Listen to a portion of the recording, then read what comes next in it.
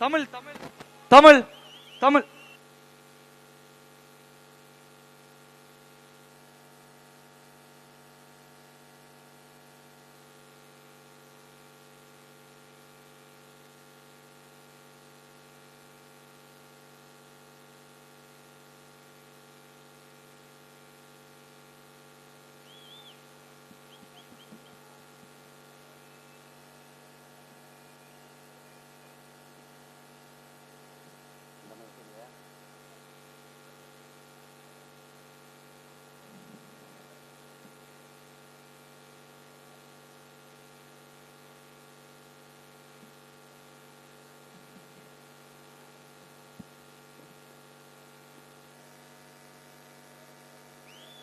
எங்களின் உயிரோடும் உணர்வோடும் கலந்து வாழுகின்ற அன்பு உறவுகள் அனைவருக்கும் வணக்கம்.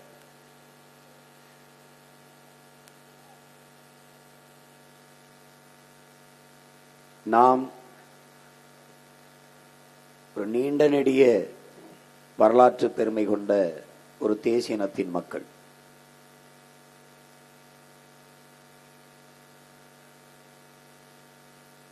ஆனால் பெருமைப்பட வாழ்ந்த நாம், தெற்காசிய முழுமைக்கும் பரவி வாழ்ந்த நாம், இந்திய துணைக்கண்ட முழுமைக்கும் பரவி வாழ்ந்த நாம், உலகின் 3வது பெரிய வல்லரசை நிறுவி அறத்தின் வழி நின்று ஆட்சி செய்த இனத்தின் பிள்ளைகள் நாம் இன்று பெரும் நிலப்பரப்பை எல்லாம் இழந்து காலடியில் குறுகி தாய் நிலத்திலே நமக்கென்று ஒரு அரசியல் அதிகாரம் இல்லாத உரிமை இழந்து, உணர்வை இழந்து, உடைமைகளை இழந்து ஒரு இலவசத்திற்கு கையேந்தி நிற்கிற ஏழ்மை வறுமை நிலையில் தன்மானத்தை இழந்து வாழ்கிற ஒரு இன மக்களாக இன்று நாம் நிற்கிறோம். ஆகச் சிறந்த ஒரு மொழியின் பிள்ளைகள் நாம்.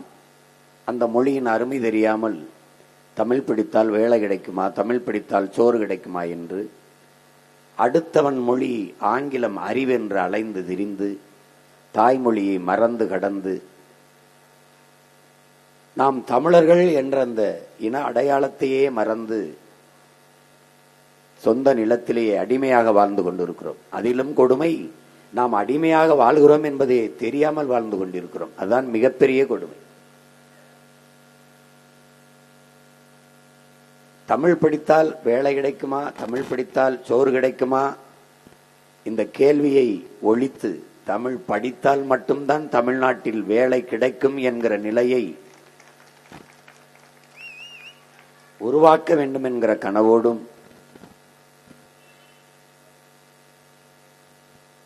என் இன சொந்தங்கள் வேலைக்காக பிரிதொரு மாநிலத்தையும் பிரிதொரு நாட்டையும் தேடி போகிற நிலைமையை மாற்ற வேண்டும்.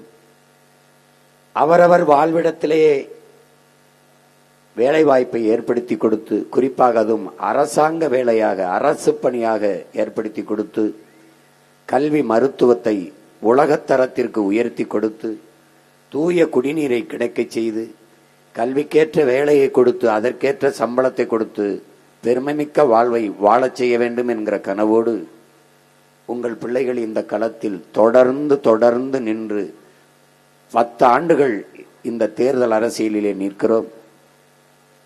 5வது முறையாக பொது தேர்தலை சந்திக்கிறோம். சட்டமன்ற தேர்தலை 3வது முறையாக சந்திக்கிறோம். எங்களுடைய கனவு மிக பெரிது. என் பெற்றோர்களே, என் உடன் பிறந்தார்களே, உலகத்தின் தலை சிறந்த நாடாக என் தாய் நாட்டை மாற்றி படைக்க வேண்டும் என்கிற பெருங்கனவு. பசி என்ற சொல்லே இல்லாத ஒழிக்க வேண்டும் என்கிற கனவு. வேலை இல்லை என்ற சொல்லுக்கு இனி வேலையே இல்லை என்ற நிலையை உருவாக்க வேண்டும் என்ற கனவு. அந்த கனவு காட்சிகளாக சீமான் சொல்வதெல்லாம் செய்ய முடியுமா, இதெல்லாம் நடக்குமா என்று ஏசி பேசுகிறவர்கள் விமர்சிப்பவர்கள் அவர்களுக்கானதல்ல. இந்த எளிய மகனை நம்பி 36 லட்சம் மக்கள் வாக்கு செலுத்தினார்களே, அவர்களுக்காக. உன்னை விமர்சிப்ப போராடாதே, உன்னை நம்பி நிற்பவனுக்கு நீ உண்மையா இருக்க போராடு என்று புரட்சியாளர் லெனின் சொன்ன அந்த தத்துவ முழக்கத்திற்கு இந்த பிள்ளைகள் முன்வைக்கிற அரசியலை கொஞ்சம் கவனியுங்கள். எங்கள் ஆட்சியில் எப்படி வேலை வாய்ப்பை பெருக்கி அவரவர் வாழ்விடத்திலே கொடுப்போம் என்பதை நான் உங்களுக்கு காட்சிகள் மூலமாக விளக்கினால், நான் 10 ஆண்டுகளாக பேசியதை காட்சிப்படுத்தி காட்டுகிறேன்.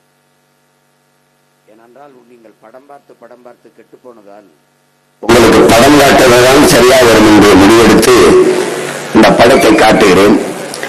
எப்படி வேலை கொடுப்பாய்? அவரவர் வாழ்விடத்திலே நிலமும் வளமும் சார்ந்த தொழிற்சாலைகள், வேலை வாய்ப்பு, வளர்ச்சி.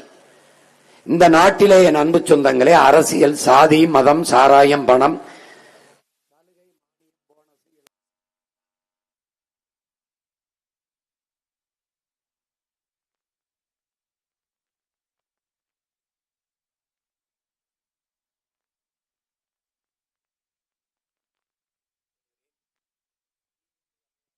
அதனால் தண்ணீரின் தேவையில் தண்ணீரை அடைகிறேன். அதை அடுத்து விளக்கி காட்டுகிறேன்.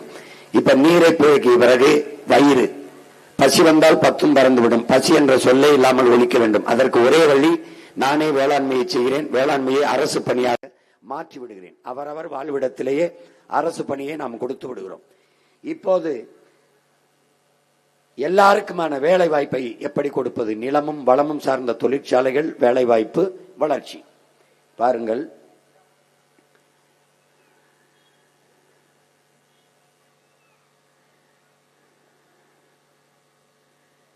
என் நிலத்தை, நீரை, காற்றை நஞ்சாக்கும் இந்த நச்சு ஆலைகளை நான் கைவிடுகிறேன். அந்த தொழிற்சாலைகளை அனுமதிப்பதில்லை.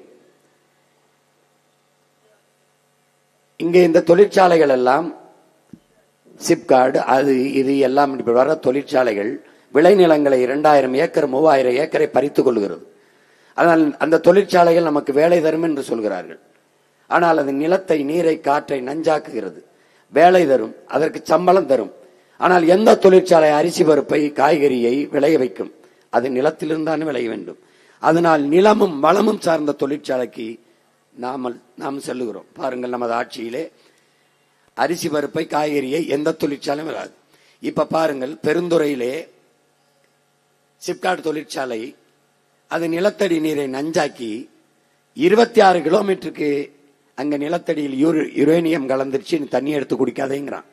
அரசு அறிவிக்குது, கவர்மெண்ட் சொல்லுது. அப்ப 27வது கிலோமீட்டர் தண்ணீர் எடுத்து குடிக்கலாமான்னு நம்ம கேட்டா பதில் சொல்ல. அங்க இருக்கிற தண்ணி நல்லா இருக்குமான்னு. நிலத்துக்குள்ளே 26 கிலோமீட்டருக்கு தண்ணி இல்ல, ஒரே ஒரு தொழிற்சாலையால. யோசிச்சு பாருங்க. யுரேனியம் கலந்த நீர். பீகார்ல தேர்தல் வருவதற்கு முன்பு, அண்மையில தேர்தல் நடந்தது, தேர்தலுக்கு முன்னாடி அவன் சொல்லல. தேர்தல் முடிந்த பிறகு 10 மாவட்டங்களில் நிலத்தடி நீரில் யுரேனியம் கலந்துருச்சு, நச்சு கலந்துருச்சு. அந்த தண்ணீரை குடித்தால் தாய்ப்பால் நஞ்சாகி அது என்ன ஆயிருது? பிள்ளைகளின் உடல்ல போய் குறைபாடுகளோடு குழந்தைகள் பிறக்கிறார்கள் என்று அரசு சொல்லுது. தேர்தலுக்கு முன்னாடி சொல்றா தோத்துருப்பான், தேர்தலுக்கு பின்னாடி சொல்லுது. அப்ப நச்சு ஆலைகளை நிலமெங்கும் நிறுவி நம் பூமி தாயின் உடலுக்குள் நஞ்சை பாய்ச்சி அதிலிருந்து வருகிற நீர் எல்லாமே விஷமாயி பிறக்கும் குழந்தைகள் புற்றுநோயோட பிறக்குது. இப்ப இந்த தொழிற்சாலை எல்லாம் என்ன தயாரிக்குது உள்ள யாருக்கும் தெரியாது. இந்த தொழிற்சாலையின் முதலாளி யாருக்கும் தெரியாது. இப்ப நாம என்ன செய்யறோம்? இந்த நிலமும் நீரும் காற்றும் நஞ்சாகாத தொழிற்சாலைக்கு போயிடுறோம். பாருங்க, இப்ப என்ன பண்றோம்னா, நம்ம தொழிற்சாலையை பாருங்க. இது என்னன்னா நிலமும் வளம் சார்ந்த தொழிற்சாலை. இப்போ பாப்பிரெட்டிப்பட்டியா இங்க, தர்மபுரியா அங்க, அடூரா அங்க, அரூரா அங்க, ஒசூரா அங்க, என்ன அந்த நிலத்தில் வரும்னு முதல்ல ஆய்வு செய்யறோம். கரும்பு வருமா, கரும்பு சார்ந்த தொழிற்சாலை. வாழை வருமா, வாழை சார்ந்த தொழிற்சாலை. மரவள்ளி கிழங்கு வருமா, மரவள்ளி கிழங்கு சார்ந்த தொழிற்சாலை. தென்னை வருமா, தென்னை சார்ந்த தொழிற்சாலை. ஒவ்வொன்னா காட்டுறேன் பாருங்க, உங்க மகன் பாருங்க எப்படின்னு. இப்போ நம்ம என்ன செய்யறோம், ஒண்ணுமே வராது, புல்ல வளர்த்து மாட்டு பண்ணையை வச்சிடறோம். பாருங்க மாட்டு பண்ணை. இது என்ன செய்யுது, கரும்பு வருது. கரும்பு வருது, அப்ப என்ன செய்யறோம், கரும்பு சார்ந்த தொழிற்சாலை. எப்படி கரும்பு சார், கியூபாங்கிற ஒரு நாடு வெறும் கரும்பை மட்டும்தான் வச்சிருக்கு. உலகத்தின் சர்க்கரை கிண்ணம்ங்கிறான் கியூபாவை. அந்த கரும்பை மட்டும் வைத்து தற்சார்பு பொருளாதாரம், கல்வி அவன்கிட்ட இருக்கு, மருத்துவம் அவன்கிட்ட இருக்கு, போக்குவரத்து அவன்கிட்ட இருக்கு, மின் உற்பத்தி விநியோகம் அவன்கிட்ட இருக்கு. யாரையும் கையேந்தல, ஒரு தற்சார்புல அந்த நாடு நிக்குது. நல்லா கவனிச்சுக்கிறங்க, எல்லாம் அரசாங்கத்திட்டே இருக்குது. பிரேசில் கரும்பையும் மாட்டையும் வச்சிருக்கு. பால், மாட்டுக்கறி ஏற்றுமதி, பால் ஏற்றுமதி, கரும்பு. கரும்புல இருந்து எத்தனால் பெட்ரோல் எடுக்குது, சர்க்கரை எடுக்குது. பாத்துக்கிறங்க, கரும்புல இருந்து பாருங்க என்னென்ன பாருங்க. இப்ப கரும்புல இருந்து அதே மாதிரி தமிழ்நாட்டு அரசு முத்திரையை மாத்திடுறோம். வேற அரசு இது, நம்ம அரசு, தூய அரசு. எல்லாத்தையும் தூக்கி வீசிடுறோம். இங்க பாருங்க எப்படி போகுது பாருங்க. தக்காளி போடுறோம். இப்ப கரும்புல இருந்து தொழிற்சாலை. ஏன் இதை ஒரு முன்னோட்ட மாதிரி காட்டுறேன், கரும்புனா கரும்புல இருந்து என்னென்ன தயாரிப்பேன்னு பிறகு தனித்தனியா போட்டு காட்டுவேன். இப்போ என்ன பண்ற, கரும்பு போட்டோமா, கரும்புல இருந்து சர்க்கரை எடுக்கிறோம், சர்க்கரையில இருந்து சாப்பிடுற தட்டு தயாரிக்கிறோம், அப்புறம் நாட்டு சர்க்கரை எல்லாம் வருது. அந்த கரும்புல இருந்து எத்தனால் பெட்ரோல் தயாரிக்கிறோம், அந்த பெட்ரோலை வச்சு மின்சாரம் தயாரிச்சுக்கிறோம், எரிகாட்டி எல்லாம். இங்க பாருங்க, இப்ப தக்காளி போட்டோம் பாருங்க, தக்காளி போட்டோம். எத்தனை, 2000-3000 ஏக்கர்ல. நிலத்துக்கு என்ன பண்ணுவ, அரசு இடம் 21 லட்சம் ஏக்கரை நான் விளைநிலங்களாக உருவாக்க போகிறேன் என்று முன்னாள் முதல்வர் அம்மையார் ஜெயலலிதா சட்டசபையில் பேசியதற்கு 21 லட்சம் ஏக்கர் விளைநிலத்தை உருவாக்க அரசு இடம் இருக்கு. எனக்கு 15 லட்சம் ஏக்கர் போதும். இல்ல, என்ற இடம் பத்தல, மக்கள்கிட்ட இடத்தை குத்தகைக்கு வாங்குவேன், லீஸுக்கு வாங்கி 25 ஆண்டுகளுக்கு ஒத்திகை எடுப்பேன். அந்த நிலத்துக்கு உரிய தொகையை கொடுத்துருவேன். சொத்து உரிமை அவன்கிட்ட இருக்கும், நிலம் என்கிட்ட இருக்கும். நான் அவனுக்கு என்ன, மகனுக்கு வேணுமா வேலை, அவங்களுக்கு வேணுமா வேலை, அரசு வேலை கொடுத்துருவேன் நிலத்துல. நல்லா கவனிச்சுக்கணும். திருப்பி 25 ஆண்டு கழிச்சு நான் இல்ல, இன்னொரு உள்ள வந்து ஆட்சி ஆளும்போது அவனுக்கு கேட்பான், உங்க நிலத்தை எங்களுக்கு மறு ஒப்பந்தத்துக்கு கொடுக்குறீங்களா, இல்ல நிலத்தை நீங்க எடுத்துக்கிறீங்களான்னு. இல்ல நாங்க எடுத்துக்கிறோம்னா கொடுத்துரும், மறு ஒப்பந்தத்துக்கு கொடுக்குறோம்னா அன்னைக்கு என்ன விலை இருக்கோ அந்த நிலத்தின் விலைக்கு பணத்தை கொடுத்து மறு ஒப்பந்தம் போட்டுக்கிறோம். இங்க பாருங்க, அப்படி நிலத்தை 2000 ஏக்கர் 3000 ஏக்கர் எடுத்து தக்காளி போடுறேன். தக்காளியிலிருந்து பல கூழ், ஜாம், ஊறுகாய், உணவு தேவைக்கு பெட்டி பெட்டியா அடைச்சு உள் மாநில தேவை, வெளி மாநில தேவை, வெளிநாட்டு தேவைக்கு தமிழ்நாட்டு அரசு ஏற்றுமதி செய்யும். தக்காளி தொழிற்சாலை, மாடு வளர்த்தேன், ஆடு வளர்த்தேன். இங்க பாருங்க, பசுமை தொழிற்சாலை வைக்கிறேன். மருதம் மாட்டு பண்ணையில மாடு 2000-3000 ஏக்கர்ல மேய்து பாருங்க, மாடு மேய்து பாருங்க, மேய்து. நீங்க பாரு, இதுக்கு ஒண்ணுமே வர வேண்டியதில்லை, பொட்டல் காடு போதும். அண்ணே எதுவுமே வராதுன்னு, புல்லு வரும்லடா போடுறான், இந்த பாடுறா மாடு. என்ன செய்யறேன், 200 ஏக்கருக்கு 100 ஏக்கர்ல கொலை வெட்டுறேன், 100 ஏக்கருக்கு 5 ஏக்கர்ல கொலை வெட்டுறேன். அவன் பாட்டுக்கு சுதந்திரமா மேய்ஞ்சு திரிவான். இங்க பாரு, நீங்க வாங்கருவா வச்சுக்கிட்டு தூக்குச்சட்டி வச்சு மேய்க்கிறது இல்ல ராஜா, அந்த வேலை கிடையாது. இங்க பாரு, நாடெங்கிலும் மேய்ச்சல் நிலம், அவன் சாப்பிடுற வாகை, அகத்தி, புல்லு எல்லாம் வளர்த்து விட்டுறோம். இங்க பாரு, மரம் சாப்பிடுது பாரு, மேயுது பாரு, மேயும் பார்த்துக்கிட்டே எப்படி பாரு போகுது. இது எதுக்கு, இந்த இடத்துல ஒரு நிலத்தை 3 பயன்பாட்டுக்கு கொண்டு போறேன். எப்படி, மாடு கீழே மேய்ஞ்சுக்கிட்டு இருக்கு, மேல காற்றாடியை போட்டுறேன், காற்றால மின்சாரம். நல்லா கவனிச்சுக்கணும், நல்லா கவனிக்கணும்பா. காற்றாலை, இந்த காற்றாலையிலிருந்து மின்சாரம் எடுத்துக்கிறேன். கீழே மாடு மேய்றான், அவனுக்கு எந்த தொல்லையும் இல்லை. மாடு மேயிற இடத்துல, மாடு இவ்வளவு உயரம் இருந்ததுன்னா அதுக்கு மேல ஒரு 6 அடிக்கு சூரிய ஒளியில மின் தகடை போட்டுறேன். இந்த போட்டிருக்கேன் பாரு, பாரு என்னை பாரு, நல்லா கவனி பாரு. எதுவும் கதை இல்லை, உண்மை. இந்த பாரு, சூரிய ஒளிக்கு கீழே ஆடு, மாடு, கோழி எல்லாம் மேய்ஞ்சுக்கிட்டு இருக்கான். அப்போ அந்த இடத்துல என்ன பண்றோம், மின்சாரம் தயாரிச்சுக்கிறோம், மாடும் வளர்த்துக்கிறோம்.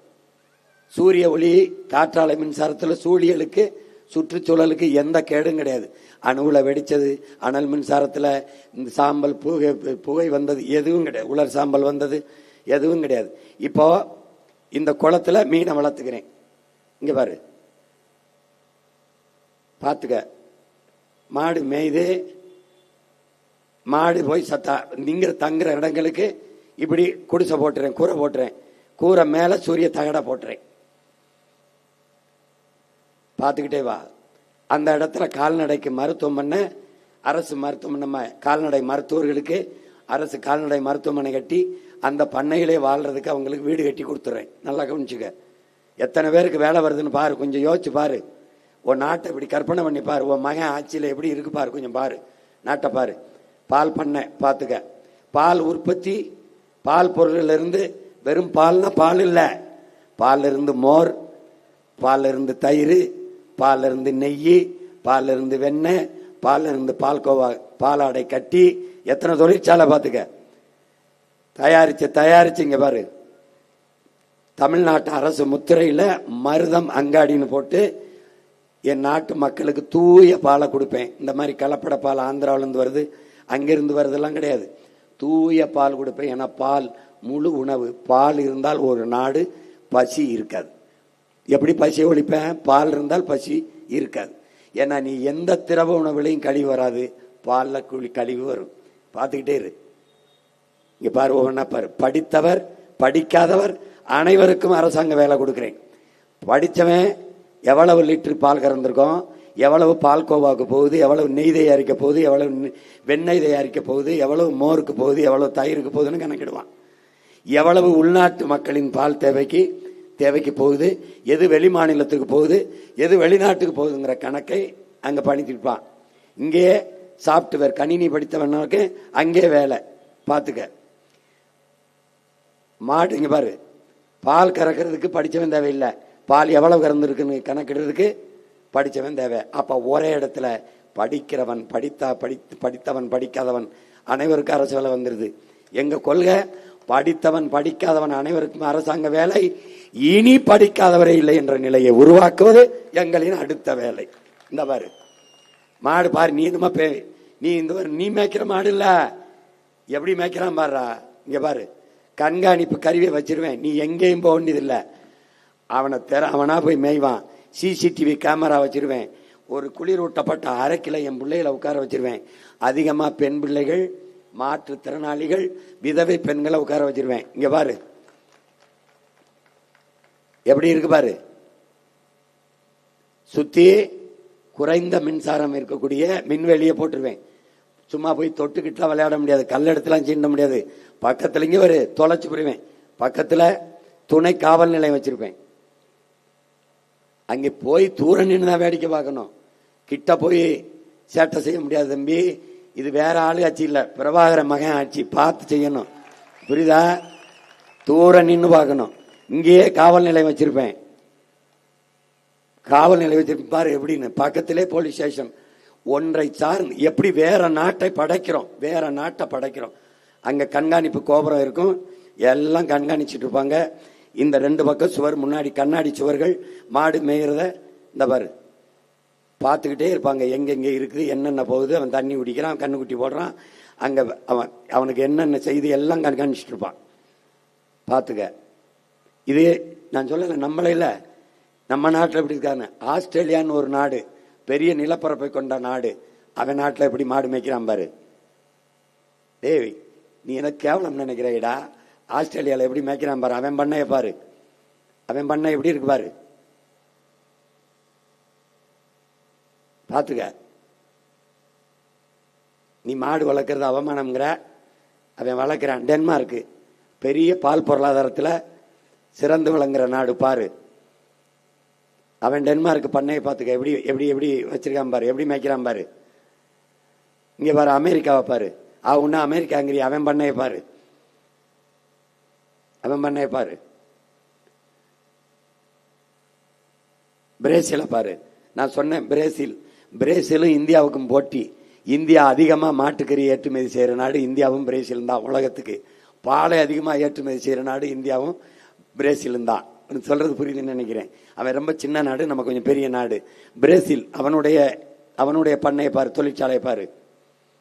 அவன் என்ன பாரு, ஒரு ட்ரக் சின்ன இந்த ஒரு வாகனத்துல மேய்க்கிறான். ஜீப்ல மாடு மேய்க்கிறான்பா தம்பி, பாருப்பா, ஜீப்ல மேய்க்கிறான்.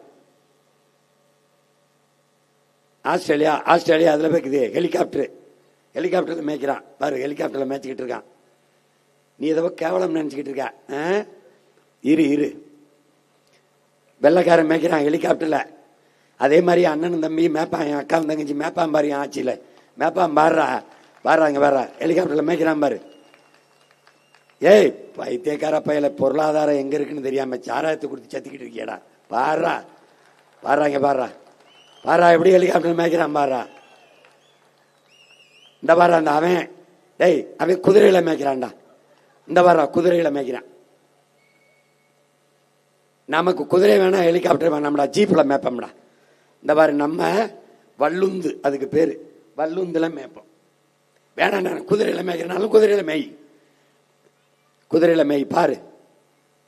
பாத்துக்க, இந்த ட்ரோன் கேமரா, இந்த ஆகாயத்திலிருந்து பார்க்குற ட்ரோன் கேமரா அப்படி ஒவ்வொன்றையும் படப்பதிவு பண்ணி நம்ம அலுவலகத்துக்கு கொண்டு வரும். இங்க பாரு மாடுகளை விண்ணூர்தியில ஏத்துறாம்பாரு, கறிக்கு வெளிநாட்டுக்கு ஏத்துறாம்பாரு. நீ என்னத்தை நீ படிக்கிற, என்னத்தை போய் பாக்குற நீ? இங்க பாரு கப்பல்ல ஏத்துறாம்பாரு, ஆட்டை கப்பல்ல ஏத்துறான் கறிக்கு. ஏண்டா நம்ம நாட்டில இருந்து விமானத்துல விண்ணூர்தியிலையும் கப்பல்லையும் ஆட்டை மாட்டை ஏத்த முடியாதா? பாத்துக்க, கப்பல்ல ஏத்தி கொண்டு போறான். பொருளாதாரம் எங்க இருக்குன்னு தெரியல. மாட்டுக்கறியை எப்படி வெட்டி ஏற்றுமதி பண்றான் பாரு. அவன் வெட்டினா அதான் மாட்டுக்கு. இப்ப அவன் மாதிரி நம்ம செய்ய முடியாதா? பாரு, அவன் செய்யறத நம்ம செய்ய முடியாதா? நீ வெக்கப்படுற. ஆதியில நம்ம செஞ்சதே ஆடு மாடு முதல்ல வேட்டையாடி சாப்பிட்டோம். எது மலையில கீழே இறங்கி வந்தோம், காடுகள்ல வாழ ஆரம்பிச்சோம். அங்க இந்த ஆடு மாடை வளர்த்த ஆரம்பிச்சோம். வேட்டையாடி சாப்பிட்டதை வளர்க்க ஆரம்பிச்சோம். அங்க இருந்தே ஆடு மாடு வளர்க்குறோம். என்னமோ இப்பதான் மேய்க்க சொல்றேன்னு அசிங்கம் நினைக்கிற பாரு. மாட்டுக்கறி ஏற்றுமதியில் இந்தியா முதலிடத்தில் இருக்கு. நான் பேசும்போதெல்லாம் சிரிச்சா, பீஃப் எக்ஸ்போர்ட்டுகே இந்துஸ்தான் இஸ் நம்பர் 1 என்று நாட்டின் மாண்புமிகு பிரதம அமைச்சர் ஐயா நரேந்திர மோடி பேசினதுக்கு அப்புறம் தான் நீ நம்பின. நான் 10 ஆண்டா பேசினேன், சிரிச்சா. அவரே சொல்றாரு பாரு, நீ நம்ப மாட்டா இருந்தா அவர் பேசுறதே போடுறேன். घोषित किया है, स्वयं भारत सरकार ने घोषित किया है कि पूरे विश्व में बीफ एक्सपोर्ट में हिंदुस्तान नंबर 1 है. போதுமா தம்பி? இந்தியா அதிகமா சம்பாதிப்பதே மாட்டுக்கறியை ஏற்றுமதி செஞ்சு. என்ன ஒரு பிரச்சனை, இவன் ஊரானுக்கு ஊட்டி விடுவான், உள்ள வேணாம் சாப்பிட்டா கொண்டு விடுவான். இவனுக்கு இருக்க பிரச்சனை அதுதான். நமக்கு அப்படி இல்லை. மாட்டுக்கறி மிகப்பெரிய சந்தை. நாங்க நீ மாடு மேய்க்கனோட வந்தாவா, வரலைன்னா போ. வர்றவனுக்கு நான் அரசாங்க வேலை கொடுக்கிறேன், மேய்க்கிறேன், பால் கறியை உலகம் பூரா விற்கிறேன், என் பிள்ளைகளுக்கும் கொடுக்குறேன். சாப்பிட்டா சாப்பிடு, சாப்பிடலைன்னா போ. இங்க பாரு, இங்க ஆட்டு பண்ண. ஏய் அடுத்து பார், வேலை என்னன்னு கேட்கிற? அது கவர்மெண்ட் வேலையாக்கிட்டேன். கவர்மெண்ட் வேலைங்க ஒரு பால்கோவா தயாரிக்கிறதுல வேலை, பாலாடை கட்டி தயாரிக்கிறது, நெய் தயாரிக்கிறதுல வேலை, மோர் தயாரிக்கிறது, தயிர் தயாரிக்கிறது, எல்லாத்துலயும் வேலை. எங்க? அங்கெங்கேயே. இப்ப பாப்பிரெட்டி பட்டியலாம் பண்ணை போட்டேன்னா 1/2 கிலோமீட்டர்ல தொழிற்சாலை. அங்கேயே வேலை. நானே வண்டி கொடுத்துருவேன், வந்து வேலையை செஞ்சுட்டு வீட்டுக்கு போக வேண்டியதான். மாசம் சம்பளம் கொடுத்துருவேன், பிள்ளைய நான் படிக்க வச்சிருவேன், காசு செலவாகாது. ஆத்தாப்புக்கு முடியல, உனக்கு முடியல, வைத்தியம் நானே பார்த்துருவேன், காசு செலவாகாது. தூய தண்ணிய நானே கொடுத்துருவேன், விவசாயத்தை நானே பண்ணிடுவேன். பசி இருக்காது. காய்கறி பழம் எல்லாம் நானே விளைய வச்சு தந்துடுவேன். அப்புறம் மாடு நான் வளர்க்கிறேன், கறி இருக்கு, பால் இருக்கு. ஆடு நான் வளர்க்கிறேன், கறி இருக்கு, பால் இருக்கு. கோழி நான் வளர்க்கிறேன், முட்டை இருக்கு, கறி இருக்கு. என்னடா வேணும் உனக்கு? பாரா டை, பாரா நாட்டை பாரா. ஆட்டு பண்ண எப்படி மேய்றான் பாரு. உலக நாடுகளை பாரு. நீ ஆட்டு கறியை எப்படி வெட்டி ஏற்றுமதி செய்யறான் பாரு.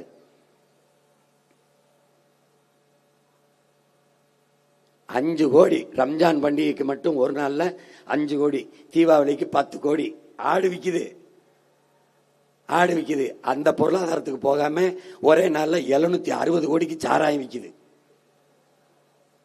சிரிக்காத, கொஞ்சம் சிந்திச்சு பாரு. உன் கூட பிறந்துட்டேன், அதுக்காக தான் நான் கத்தி கத்தி சாகிறேன். தொண்டை சுத்தமா வரல்றதுக்குள்ள எதையாவது நான் பேசுறத கேட்டு மாறிக்க.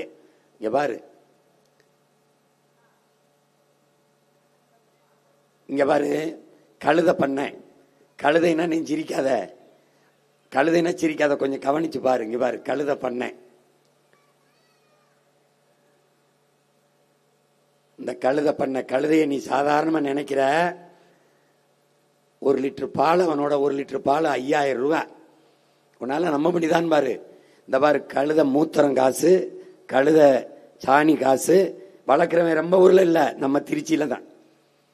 கழுதை பால் இவர் 3500 ரூபாய்க்கு விற்கிறாரு. மற்ற நாடுகள்ல 5000 ரூபாய்க்கு போகுது ஒரு லிட்டர் பால். 5000 ரூபாய். உலகத்துல மிகச்சிறந்த, மிக அதிக விலை உயர்ந்த அழகு சாதன பொருட்களை கழுதைப்பால் தான் தயாரிக்கிறான்.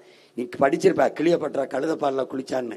இந்த உலகத்திலே தரம் உயர்ந்த விலை மதிப்பு மிக்க அந்த பாலாடை கட்டி இருக்குல்ல, சீஸ், அது கழுதைப்பால்ல இருந்து தயாரிக்கப்பட்டதுதான். இந்த பாரு தயாரிக்கிறான் பாரு, அந்த சீஸை தயாரிக்கிறான் பாரு.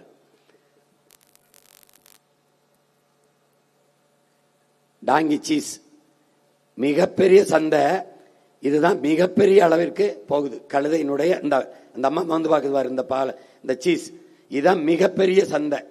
இது உலகத்திலே விலை உயர்ந்த பாலாடை கட்டி இந்த சீஸ், அதான் இந்த டாங்கி மில்க். எவ்வளவு? கழுதை வளர்ப்புக்கு 50 லட்சம் மானியம் தரம்னு யார் சொல்றா? இந்திய அரசு சொல்லுது, நான் சொல்லல. ஏன் மத்திய அரசு சொல்லுது, கழுதை வளர்த்தா 50 லட்சம் ரூபாய் மானியம் தரம்னு. நீ இதெல்லாம் அவமானம் நினைக்கிறாடா டே. நீ உனக்கு நான் என்ன பண்றது? அதுக்கு தான் நான் என்ன சொல்லிட்டேன், கவர்மெண்ட் வேலைன்னா பாத்துருவேன். ஏன்னா கவர்மெண்ட் வேலைன்னா சாராயமே ஊத்தி கொடுக்குற, நீ இந்த வேலையை செய்ய மாட்டியா என்ன? இங்க பாரு, டாங்கி மில்க். தம்பி, டாங்கி மில்க் 5000 ரூபீஸ் எழுதியிருக்கு பாரு, எழுதியிருந்தது. கழுதை வளர்க்க 50 லட்சம் மானியம் உனக்கு, பாத்துக்க.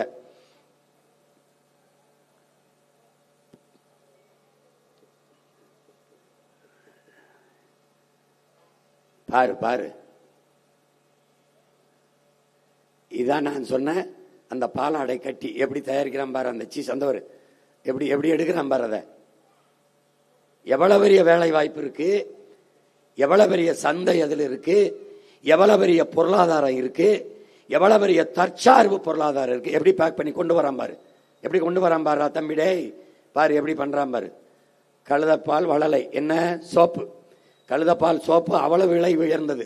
சோப்பு கட்டி எப்படி தயாரிச்சிருக்காங்க பாருங்க. கழுதைப்பால் சோப்பு எவ்வளவு?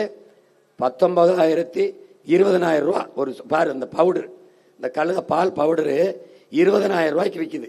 கழுதைப்பால் பவுடர் உண்ணக்கூடியது போட்டிருக்கான் பாரு, உண்ணக்கூடியது. கழுதைப்பால் தூய்மை மற்றும் இயற்கையானது 3,400 ரூபா, அதாவது கிட்டத்தட்ட 4,000 ரூபா வருது டாங்கி மில்க். தம்பி, இது கழுதைப்பாலில் செஞ்ச வளவை, அது சோப்பு கட்டி, தமிழ்ல வளவைங்கிறோம். எவ்வளவு? 400 ரூபா வருது. 400 ரூபா வருது. எனக்கு ஒரு பிரச்சனை இல்லை, கழுதை இல்லை, எங்கிருந்து கொண்டு வந்து பெருக்கிறதுன்னு தெரியல. அதுதான் எனக்கு குழப்பம். நீ வந்தாவா மேய்க்க, வரலைன்னா போ, நான் மேய்க்கிறேன் பாத்துக்க. கழுதைப்பால்ல ஷாம்பு மேல எழுதியிருக்கேன் பாரு, சனா நேச்சுரல்ஸ் கழுதைப்பால் ஷாம்பு முடி வளர்ச்சி, முடி உதிர்வதை கட்டுப்படுத்துதல் மற்றும் ஆழமான ஊட்டத்திற்கு ஒரு சல்பேட் மற்றும் பாரபன் இல்லாத மென்மையான ஷாம்பு போட்டிருக்கான் பாரு. விளம்பரப்படுத்தி 619 ரூபாய்க்கு விற்கிறான். தம்பி கொஞ்சம் கவனி தம்பி, கவனி தம்பி, பாத்துக்க.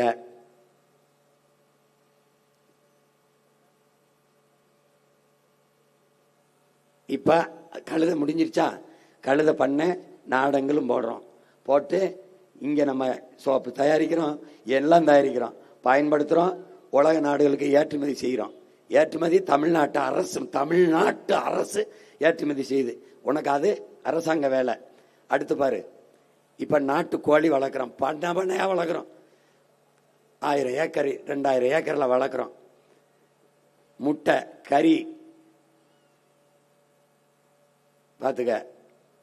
நம்ம மாநில தேவைக்கு நம்ம மக்களுக்கு கொடுக்கிறோம், முட்டையை நம்ம மக்களுக்கு கொடுக்கிறோம், மற்ற நாடுகளுக்கு ஏற்றுமதி செய்யறோம். பன்னிக்கறி பார்த்தா, பன்னிக்கறி எப்படி உலக நாடுகளில் எவனும் எல்லாரும் விரும்பி சாப்பிடுற உணவு பன்னிக்கறியும் மாட்டுக்கறியும் தான்.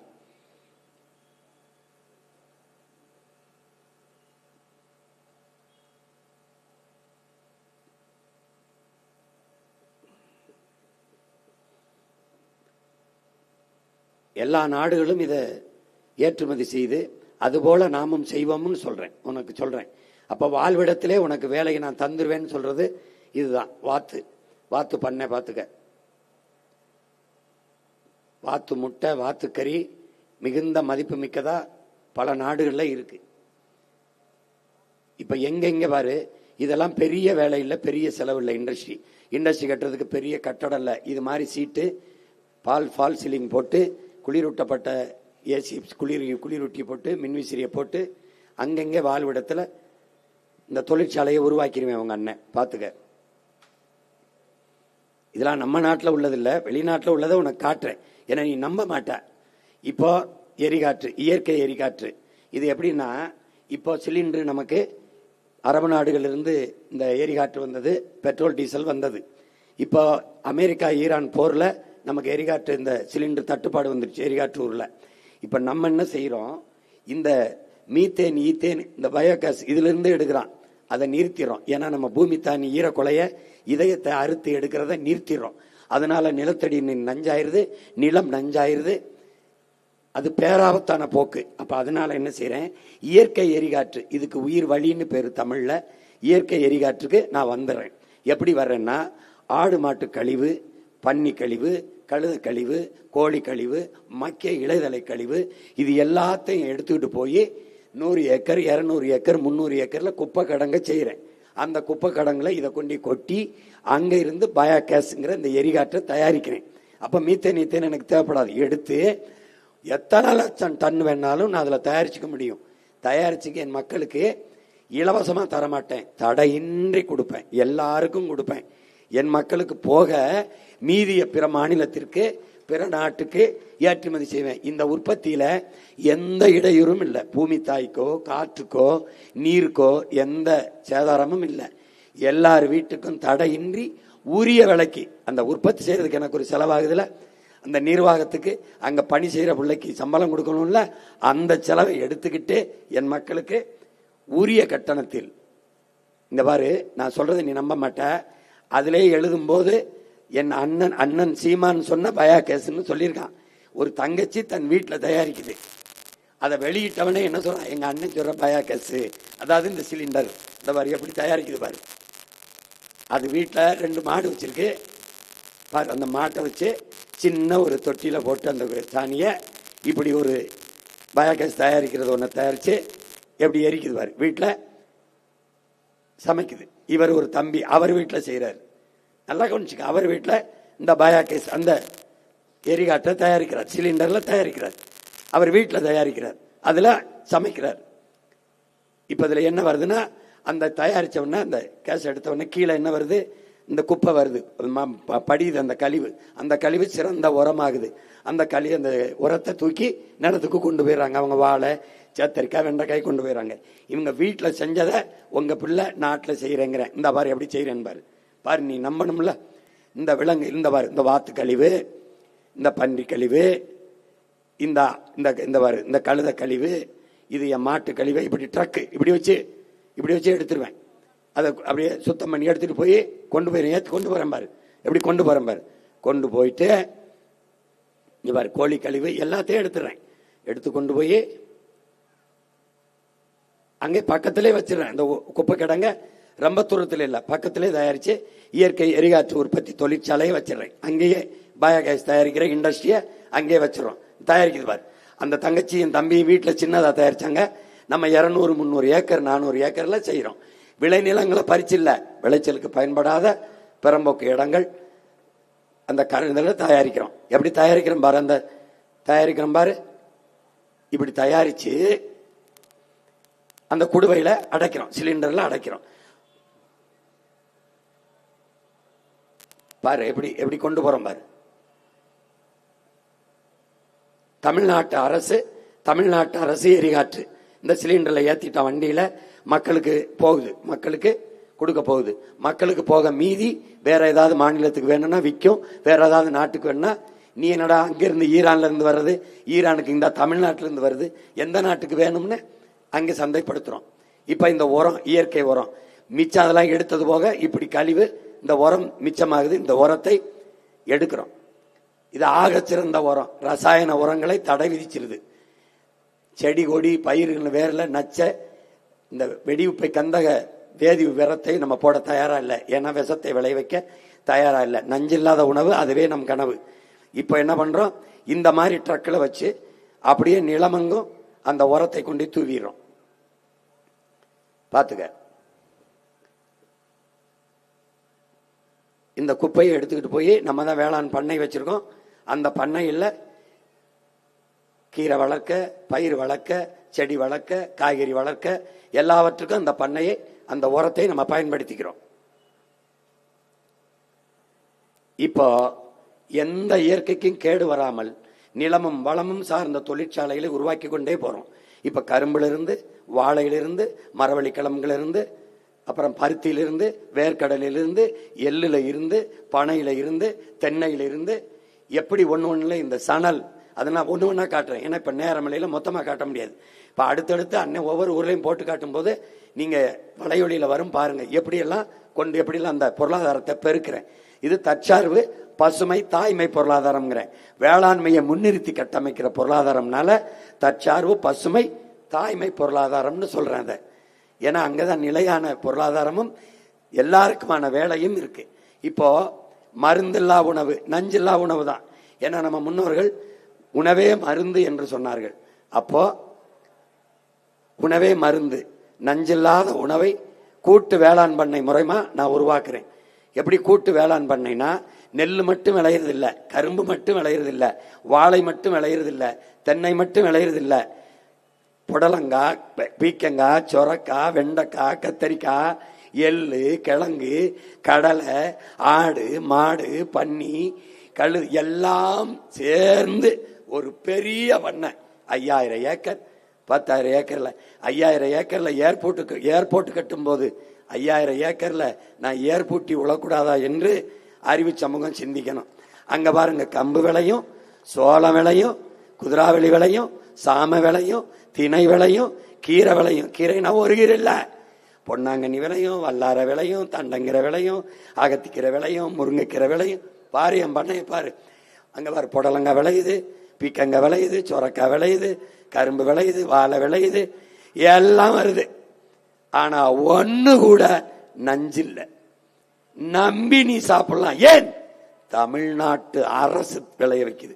தமிழ்நாட்டு அரசு ஒரு நல்ல தமிழனின் அரசு, அறம் சார்ந்த ஆட்சி செய்கிற ஒரு மரவனின் அரசு.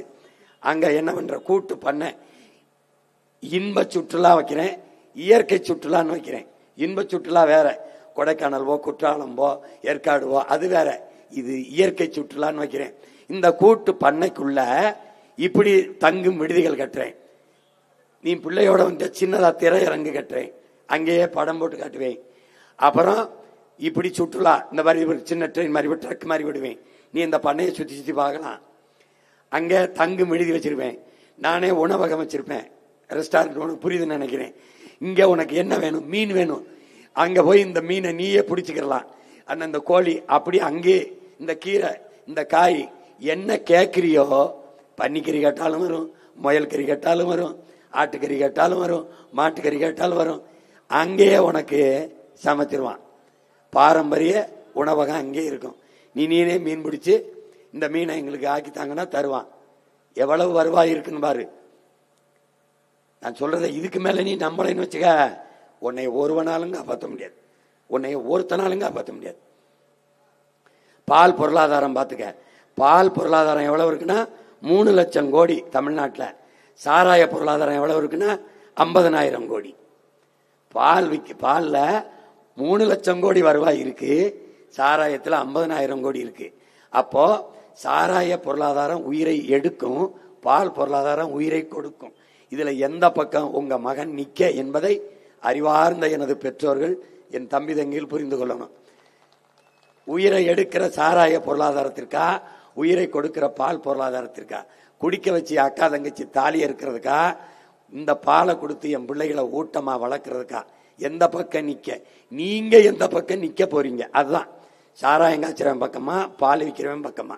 लाख करोड़ रुपए का है जिसकी वैल्यू धान और गेहूं के कुल प्रोडक्शन से भी ज्यादा है, उसकी ड्राइविंग फोर्स भारत के ग्रामीण क्षेत्र में रहने वाली महिलाएं हैं, हमारी माताएं हैं, हमारी बेटियां हैं. பால் பொருளாதாரத்துல பால்ல பெரிய சந்தை இருக்கு. டைரி டேல பேசுறாரு பிரதமர். பால் நாள்ல பெரிய சந்தை இருக்கு. அதுலயே நம்ம பெரிய தற்சார்பு பொருளாதாரத்தை அடையலாம். அது நம்ம தாய்க்கு, நம்ம குடும்பத்திலவைக்கு, நம்ம பிள்ளைக்கு எல்லாருக்குமான பொருளாதாரம் அதுல இருக்குன்னு பேசுறாரு நாட்டின் பிரதம அமைச்சர். நான் பேசினா நீ நம்பல, சாதாரண மகன், நாட்டின் முதன்மை அமைச்சர் பேசுறாரு. இப்பவாவது இந்த மகனை நம்பு, நான் சொல்றத நம்பு. நான் வறுமைன்னு உங்க சொல்லு இல்லாம ஒழிக்கிறேன், பசிங்கிற சொல்லு இல்லாம ஒழிக்கிறேன், வேலை இல்லைங்கிற நிலை இல்லாத ஆக்குறேன். நம்பு, என்னைய நம்பு. பால் ஒரு முழுமையான உணவு. இங்க பாரு, இந்த பிள்ளை பாலை குடிச்சுன்னா பசிக்காது. ராத்திரியில நீ சாப்பிடாம போனீன்னா அம்மா வெறுவயத்துல படுக்காதப்பா, பாலையாவது குடிச்சிட்டு படுன்னு சொன்னா. ஏன்னா பால் முழுமையான உணவு, ரிச் புரோட்டீன், நல்ல முழு உணவு. இங்க பாரு, பாலை என் பிள்ளைய குடிக்குது. இந்த பாரு, நான் என்ன பண்ணுவேன், என் பண்ணையிலிருந்து தாயின் மார்ல நம்ம பால் தான் குடிச்சோம், ஆனா கழிவு வந்தது. வேற எந்த திரவ உணவுலையும் உலகில கழிவு வராது. அதுல இருந்து என்ன சொல்ல வர்றோம், பால் முழுமையான உணவு. நான் பண்ணை வச்சிருக்கேன், என்கிட்ட பால் இருக்கு, கோழி பண்ணை வச்சிருக்கேன், முட்டை இருக்கு. இதை முதல்ல எங்கே ஏற்றுமதி செய்வேன், பசுஞ்சோலை பள்ளிகள்னு நான் பள்ளிக்கூடம் நடத்துவேன். என் பள்ளிக்கூடத்துக்கும் கல்லூரிக்கும் தான் முதல்ல அனுப்புவேன். படிக்க போற பிள்ளைக்கு இவங்க மாதிரி உப்புமா கிண்டி போட மாட்டேன்.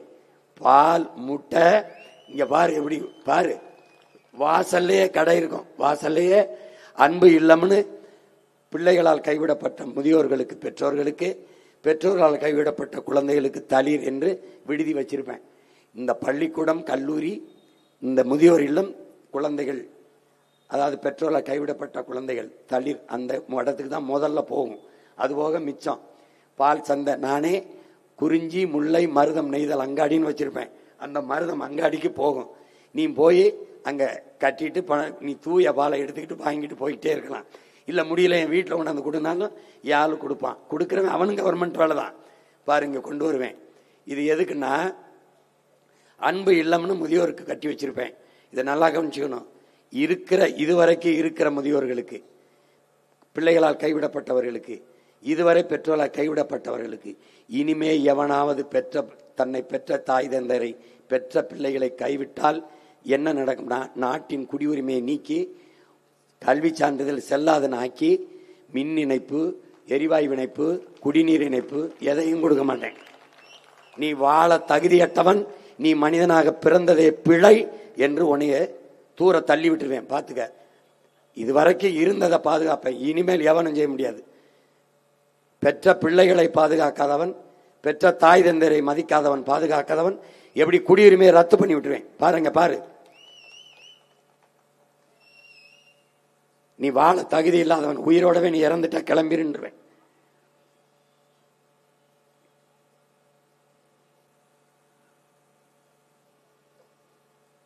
இங்க பாரு, 16, 15, 10 பிள்ளைகளை பெற்ற என் தாத்தா பாட்டி ஒரு பிள்ளைகளை கூட அனாதை இல்லத்தில் விடல. 90 வயசு வரை வாழ்ந்து செத்த என் பாட்டி தாத்தாவை எங்க அப்பா முதியோர் இல்லத்தில் சேர்க்கல. அவ்வளவு பண்பாடு செறிந்து மானுட நேயம் மிக்க வாழ்ந்த ஒரு இனத்தின் மக்கள் நாம. இது இந்த அனாதை இல்லம், இந்த முதியோர் இல்லத்தை பார்ப்பது, நீ என்ன நினைக்கணும், மனித நேயத்தை கொன்றுட்டு, மனிதத்தை கொன்றுட்டு நாம் வச்சிருக்கிற சமாதி, கல்லறைன்னு நீ நினைக்கணும். இனிமேல் அதை நீ கண்ணால பார்க்க கூடாது. எல்லாரும் பெற்ற தாய் தந்தரை நேசிக்காதவன், பெற்ற பிள்ளைகளை நேசிக்காதவன் பெரிதொரு மனிதனை நேசிப்பான் என்று எப்படி நம்புவாய்?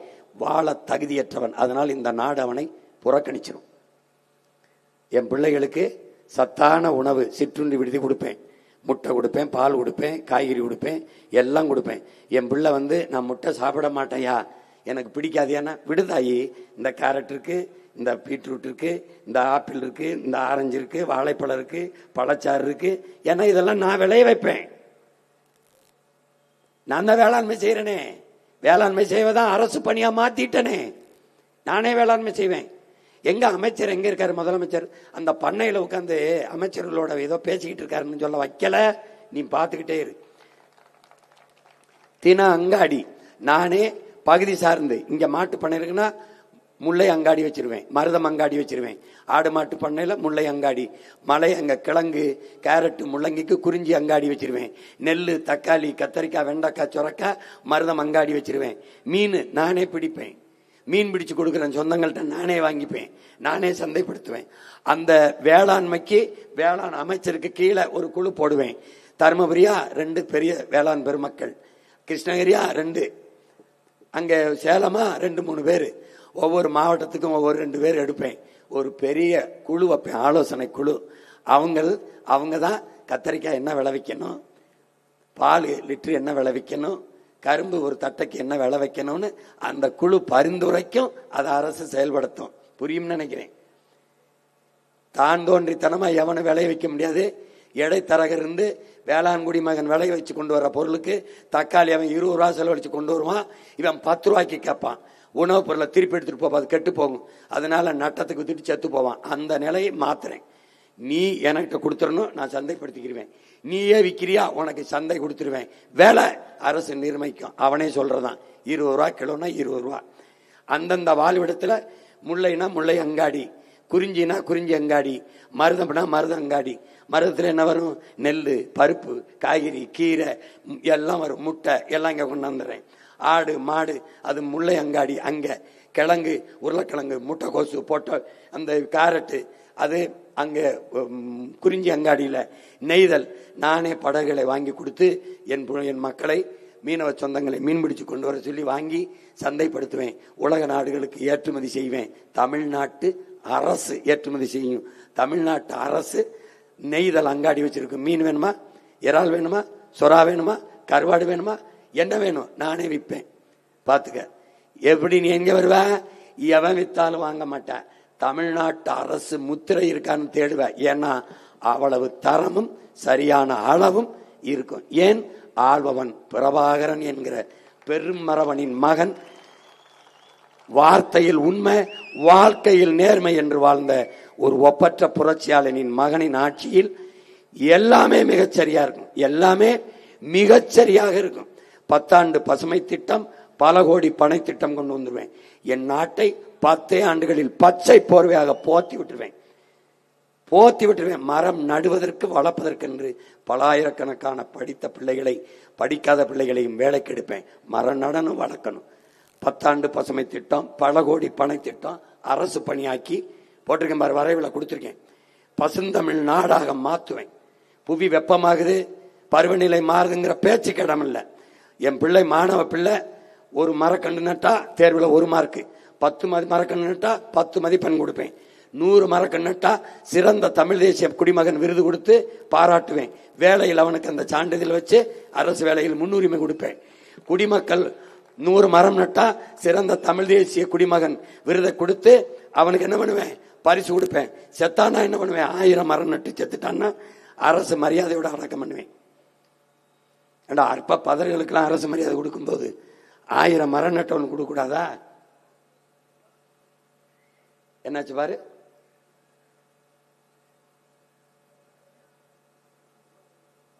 பாரு பொறுமையா பாரு. அப்புறம் என்ன பண்ணுவேன், உடல் உறுப்பை தானம் பண்ணியிருக்கான், கண் தானம், நிறைய ரத்த தானம் பண்ணியிருக்கான், உடலையே தானம் பண்ணியிருக்கான், உடல் உறுப்பை தானம் பண்ணியிருக்கான்னா அரசு மரியாதையோட அவனை அடக்கம் செய்வேன். தமிழ் தேசிய சிறந்த குடிமகனாக அவனை பாராட்டும் இந்த அரசு. பாரு, மக்கள் இயக்கமாக மாற்றுவேன், ஒரு கலாச்சாரமாக மாற்றுவேன். மரம் நடுவதலை ஒரு வாழ்வியலாக மாற்றுவேன். எப்படி மாற்றுவேன், நீ பொங்கல் போல கோயில் திருவிழா போல மரங்களின் திருவிழா என்று அரசு விழா நடத்தும். அன்னைக்கு மரத்தை போற்றும்.